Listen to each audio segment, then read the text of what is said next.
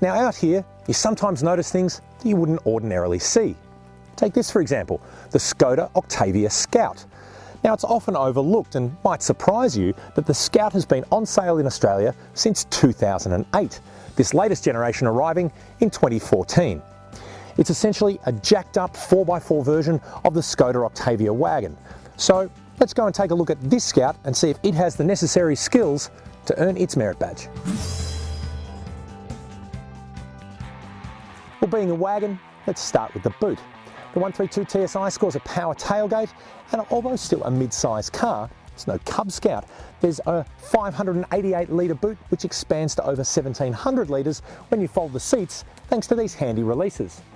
There's plenty of hooks and nooks to store your woggle, plus you get this handy mat, which when rubber side up can help protect against wet stuff.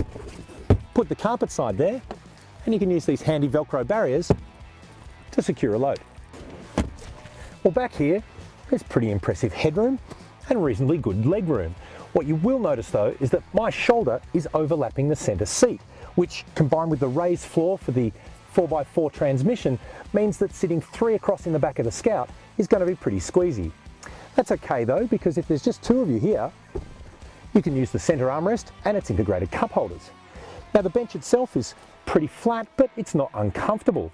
The seats are a nice quality fabric, plus there are 2 Isofix anchor points, a ski port, air vents, mat pockets and bins in the doors, although not very big ones.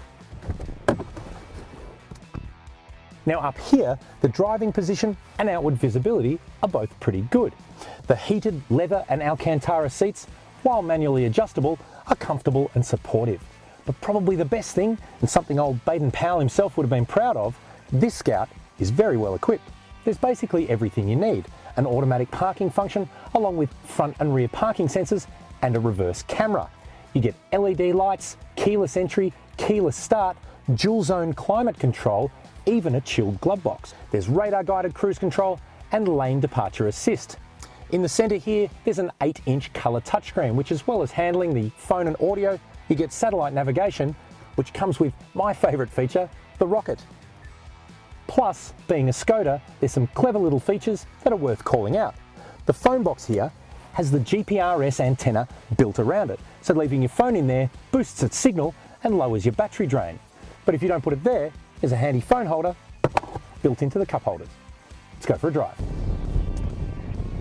Now being the 132 TSI, the Scout has a 1.8 litre 4-cylinder turbocharged petrol engine with 132 kilowatts and 280 newton meters of torque. But for the most part, it's okay. It's not as torquey as its 135 TDI diesel sibling, but it's got pretty good response in the mid-rev range, which is where you need it. One thing though, it is a bit thirsty. We've seen a bit over 10.2 litres per 100 consumption, well up on Skoda's claim of 7.1 for a combined cycle. Now the gearbox is pretty good at switching gears smoothly on the move, as well it should. But at lower speeds, particularly in traffic, it tends to be quite slow to react and elastic in its response. This is made particularly evident when moving from a standstill and only amplified if using the Skoda's start-stop function. Don't believe me?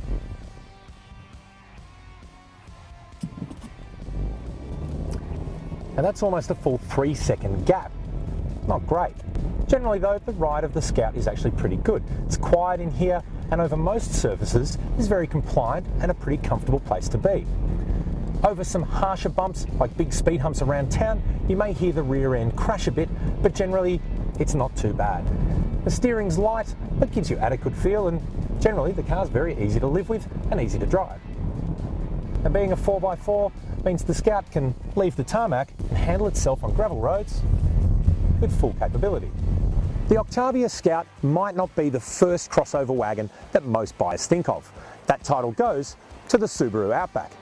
While the Subaru might be a little bit bigger and arguably a bit more polished, despite its European heritage, the Skoda is actually cheaper to buy and cheaper to service. So as a complete package, does it hold true to the motto of be prepared? In our opinion, yes. Scout's on it.